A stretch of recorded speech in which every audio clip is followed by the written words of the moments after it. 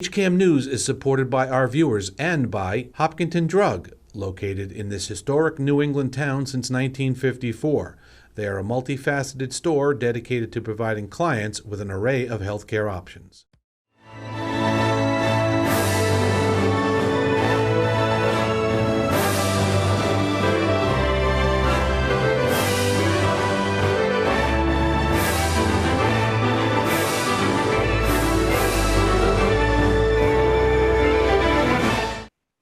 Hello, everyone, and welcome to this edition of HCAM News. I'm HCAM News Director Tom Nappy.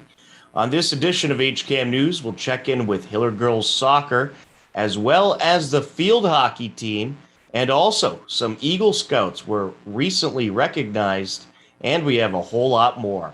But first, HCAM's Hopkinton Hangout Hour returned with a brand new episode. Here's a look. The Hopkinton Hangout Hour took place this past Wednesday. Featured guests included Hopkinton Fire Chief William Miller and Town Clerk Connor Degan. So you started in Oxford. Yes. Now tell me what that was. Did you say a call firefighter? I did. I was a senior in high school. Knew I wanted to get into the fire service, and they had a hard time getting people during the day because everybody worked outside the town. So my dad had worked it out with the school that I would carry my radio pager with me, and if there was a major incident, I was allowed to leave school in my senior year, and I'd go to the firehouse and go to the calls and mitigate them, and then when I was done, I would go back to school. Wow. Yeah. That's so cool. It was really neat. You know, now why? Is it because you're fourth generation, or what drew you to want to be involved? I grew up loving it. So being with my dad all the time, going to the fire stations on Sunday mornings, going with them to calls, always seeing it, being exposed to it. They say it's a calling. It was definitely a calling for me. It's what I felt. It's what I always wanted to do, and I knew it. So I set my career path and my goals on becoming a firefighter. That is really, you know, honestly, it's not, I was going to say great, but you know what? It's also wise, because once you find your calling, once you find what you're meant to do, work is a joy. It is. So it's wonderful that you're able to find that. So here you are, you're senior in high school. Yep. You're on the call fire department. And then what's the next step in your journey? So I stayed on the call department for 8.5 years, and I said, all right, I want to get on full time. So I started doing some testing, and a local test came up that I did very well on, and I was able to get hired, and that was with the town of Southbridge. So I started my full-time career with the town of Southbridge in 1994, and I was there for 5.5 years, and was looking for bigger and better, to do different things, to become part of a department that was growing. I had a friend of mine who is now the fire chief in Milford, who I worked with at that time as a firefighter in Southbridge. And he's like, hey, you know, Hopkinton's hiring. I said, I'll give it a shot. And I came out here in 2000, and I haven't looked back. I've been here ever since. No kidding. Yes. Wow. So Oxford, then to Southbridge, and then here. Yes. Okay. And when you came here, did you come here as a full-time firefighter? Yes, a full-time firefighter EMT. And in fact, at that time, my group of hiring, there was 4 of us got hired together at that time. We made the third person a shift. So Chief Doherty was the chief at that time. He had 2 people per shift, and with the call volume and the growth of the town at that time, which we thought was a lot, he said, I need this staffing. And the town said, okay, this is what you can do. And we were the third person assigned to a shift at that point. How did you do in the town clerk's office surviving this pandemic? It was quite the experience overall. Right from day one, when everything first closed down, it was the next day that we were due to get all brand new equipment for the state election computers and all that. And so even though everyone else was closing down and working from home, or just not doing anything at that point, I was still in there trying to receive delivery people and get things installed, and nothing stops for elections. So that was 2020 was the year for it. So nothing really stopped for us the whole year. Wow. So did you ever work remotely? Only a little bit. There was only a few things that really I could do remotely. Certain meetings and certain licensing and things like that we were able to pull off remotely. But I spent most of my days in the office still. It was very quiet. I was just going to say, it must have been so quiet in there. I missed having all the people in there, whether it be all the other employees, but also the walk-ins of people you don't see all the time that you get to see just by happenstance because of just being at my office where it is. Yeah. You know, I was just actually at the senior center yesterday doing a shoot for a show, and I was thinking that, wow, I'm seeing these people again. Yeah. So very quiet. Were any other offices open? I mean, I don't mean open to the public. I just mean staffed during the pandemic. Yeah. So in the earlier days, almost everyone was trying to stay remote as much as possible, and then they, our health director Sean McAuliffe, who did a fantastic job. And I know it's not just him. There's a whole bunch of other people that worked on it really hard on that. But they did a great job of just rolling out a plan for how we were going to staff the building. Mm-hmm. And then our IT department helped to make sure that there were some people who could answer phones from home. And there was a live chat service. And, there was a lot done to try to make sure that it was as seamless as possible for people to continue getting the service they needed. Yep. And there were a lot of people that worked hard to get that done. Yeah. So credit where that's due for all the folks who made sure that happened. You can watch the Hopkinton Hangout Hour every Wednesday at 7 p.m. and also see this past week's episode on our YouTube page, youtube.com/HCAMTV. You can catch the Hopkinton Hangout Hour every Wednesday night at 7 p.m. right here on HCAM. Hiller Girls Soccer has done a whole lot of winning as of late. Here's a look at the latest. On Friday, September 10th, Hopkinton Hillers Girls Soccer took on Norwood. They were looking for their first win of the season. In the first half, the Hillers net a goal. The end line. And a nice move there. Shot and a score. Georgina Clark nets it. Assisted by Ava Perloff. Georgina Clark, assisted by Ava Perloff, made it 1-0. It would stay that way until the second half. Punt. Over to Butler. Trying to set up Clark. Clark putting on the moves. Rushes in, takes a shot, and knocks it in. Goal, Hillers! The sophomore does it again and makes it a 2-0 game at 28 minutes left to go in the second half. Now, will she go straight at the net or pass it over? We shall see. I'd imagine with her leg straight at the net. And she does, and it's nearly ended, but then it's knocked in. Burt Whistle off the keeper, and then Lexi Trendle puts it in. 2 more goals for the Hillers in the second half by Georgina Clark and Lexi Trendle, and the Hillers take the 3-0 win. On Monday, September 13th, the Hillers took on Holliston. Hopkinton got the scoring started in the first half. McLeod out. Clark approaching.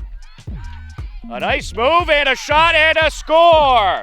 Goal, Hillers. Georgina Clark, the sophomore sensation, does it again. A 1-0 Hillers lead.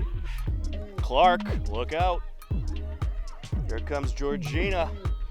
Sends it out in front. There's a shot and a score. Georgina Clark finds Tazagnados. And Nina Tazagnados, the freshman, puts it in. A 2-0 Hopkinton lead. What a great feed and a great shot by Zaganados. A pair of goals by the Hillers in the first half, and Georgina Clark added another one in the second half.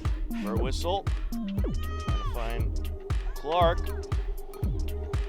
Georgina putting on the moves. Takes the shot, and it's in! Georgina Clark never ceases to amaze. She was able to move past 2 defenders and knock it right in to make it a 3-0 score at 33:16 left in the second half. Georgina Clark, just under 7 minutes in. Holliston, however, got back into the game. Here comes Holliston. Butler trying to get there on top of Luisi. Sent over to the net, and that is in. A Holliston goal. Cordon.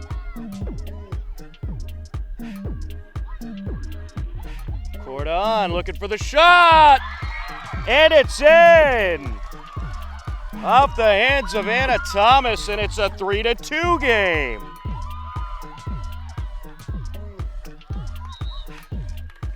A 3-2 game as Holliston nets 2 goals of their own, but Georgina Clark struck again. Win the battle. Clark helps her out. Clark putting on the moves. Takes the shot, makes the shot. Georgina Clark with a hat trick. It's 4-2 Hillers.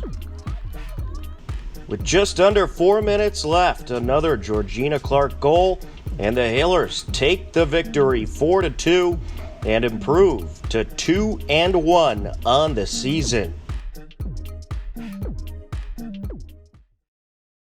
We're going to take a quick time out. You're tuned into HCAM News. Don't go anywhere.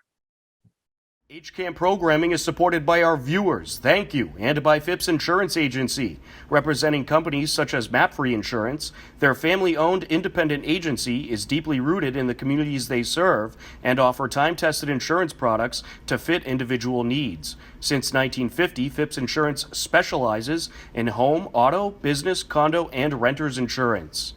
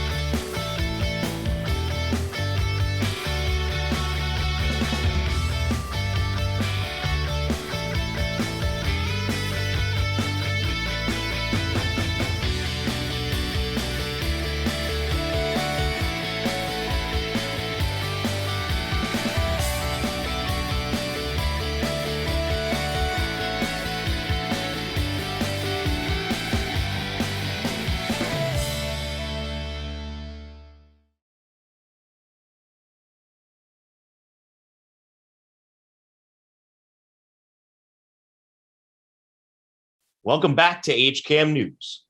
Hiller Field Hockey may be a young team this year, but they are a very competitive team. They have competed heavily with some very good teams so far this season. Here's a look at the latest. Last year, Hopkinton Hillers Field Hockey finished the COVID-shortened season with a record of 3 wins, 6 losses, and a tie. This year, they are looking to improve and are led by 3 experienced captains. My name is Emma Torgerson. I'm a senior and I play defense. I'm Maura Souza. I'm a junior and I play midfield. I'm Josie Ziegler. I'm a senior and I play defense. So I think we're off to a pretty good start. Had a rough time yesterday, but we're coming back. Terrific. And what are some of your goals this season? Some of my goals, probably to team bond and improve on my skills as well as just in general have a winning season. And what are some of the things you're working on right now? Working on probably just being calm, thinking, playing, stuff like that. Yeah, you know, our team is a pretty young team. We graduated 10 seniors last year, so it was a little tricky in the beginning to fill the spots and to get used to it. We're playing back at 11v11. Last year we were 7v7, so the game is completely different.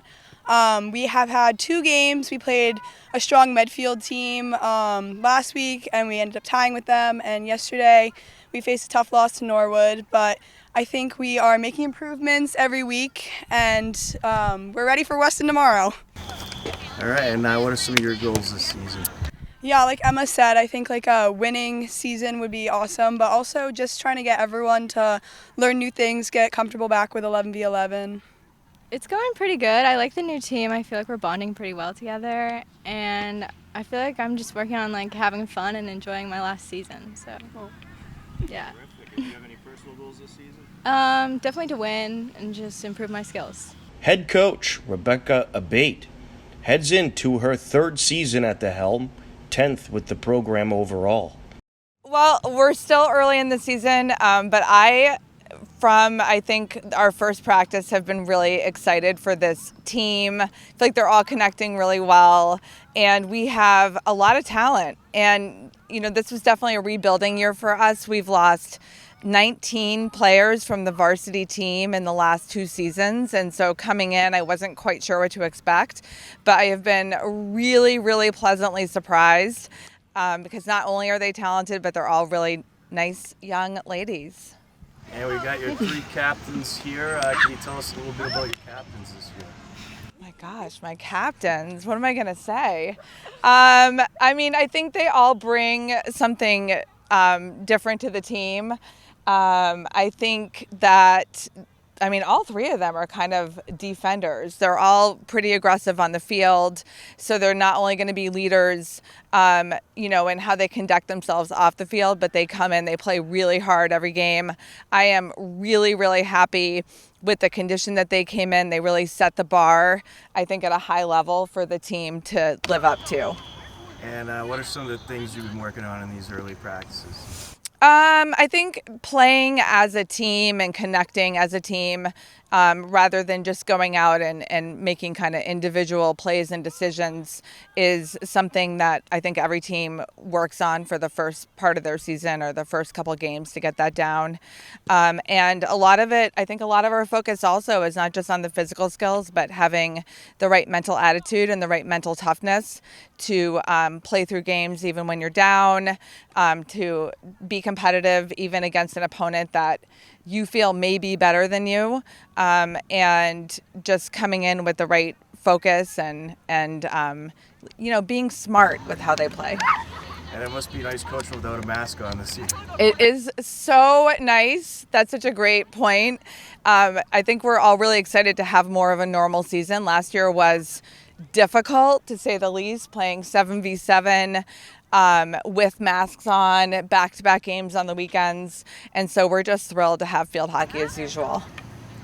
Terrific. And actually, from the players, I'm curious, did you enjoy playing the 7-on-7? Yeah, I actually liked 7-on-7 in some ways. It was definitely different. There was less people, so you were able to be in more of the play. The masks were definitely tricky, and no corners was definitely not something I liked. Yeah, I think it was a tough adjustment, so I'm happy to be back to 11v11. Emma? I agree. There was a lot of running, and it was very hard to adjust, but I'm glad we're back. Yeah, a lot of running with a mask on, for sure. Difficult. On Wednesday, September 15th, the 0-1-1 Hillers took on Weston. Take the hit. You got Maura Souza, Camille Perlov, as well as Wadu Thotri. There's a smash, and it's defended by the goalkeeper out in front, and it's blocked. And it'll go Weston's way. Sends it up to Perlov. Perlov approaching. Backhander off the keeper, and a secondary shot. 10 seconds to go in the half. And sent back upfield by Weston. And a last second attempt there by Hutchinson. And that'll do it for half number 1. At the end of the second quarter, it's Hopkinton 0, Weston 0. Sent in front of the net, shot, and it's a Weston score.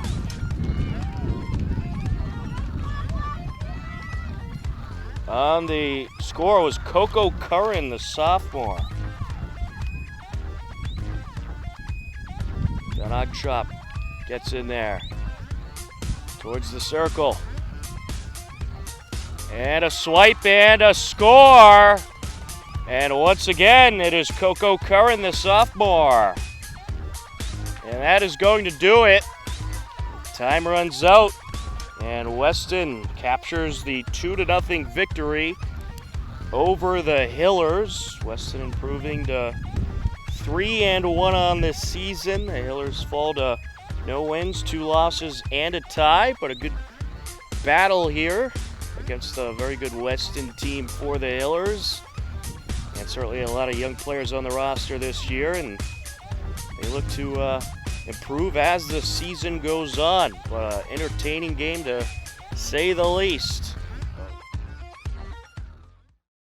The Hopkinton Select Board recently recognized some local Eagle Scouts doing great work around the community. Here's a look.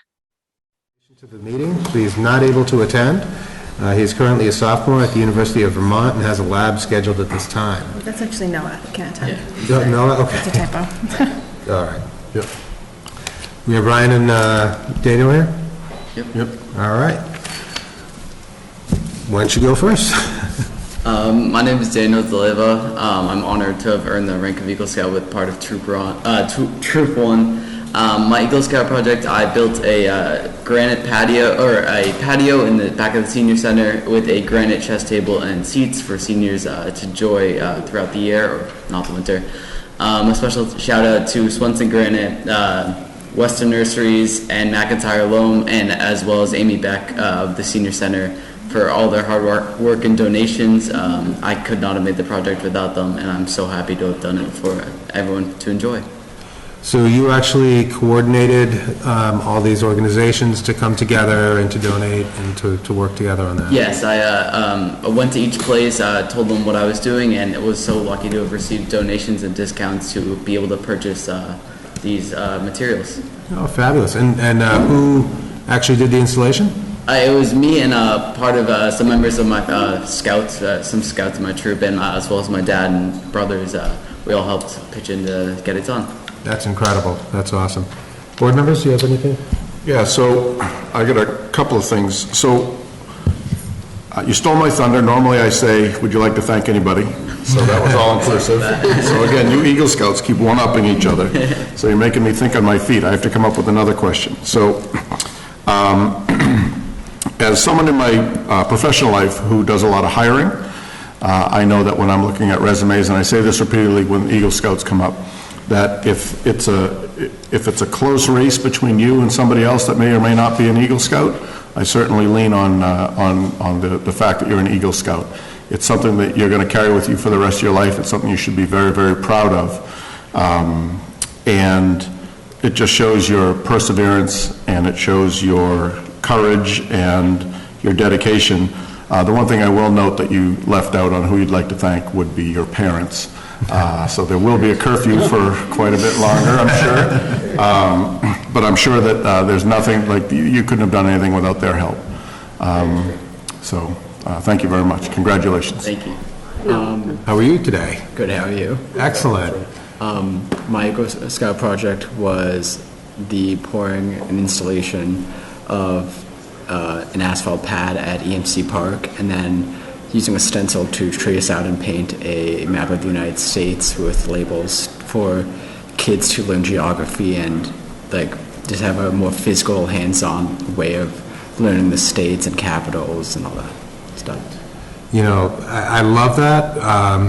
My kids hated me because every time I took them to the doctor, they had a similar thing, and I would play the geography game with them, name this capital.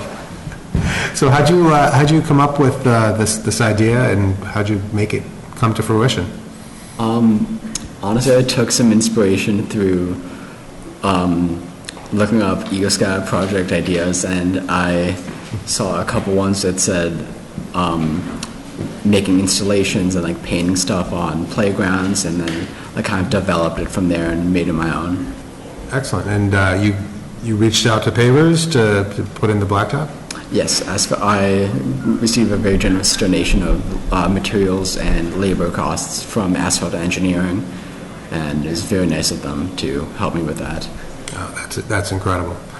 So thank you for for your project, again, this is your stamp on the town, and that's going to be there. So.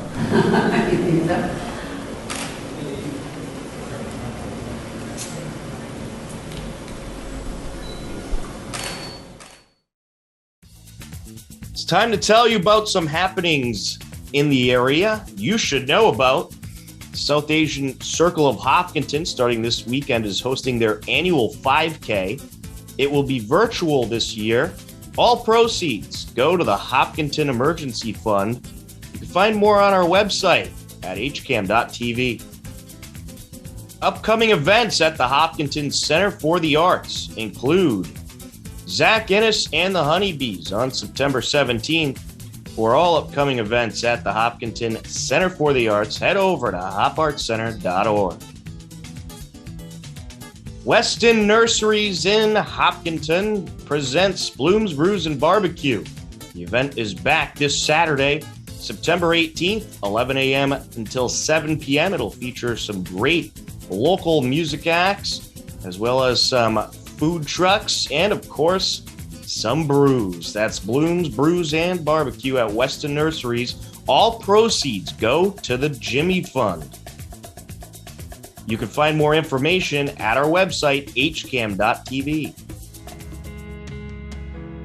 Our picture of the week is Don McNeil, president of the Old Guard, New England, presented a folded flag to Fire Chief Bill Miller in honor of the 343 firefighters that were killed 20 years ago on September 11th in the terrorist attacks.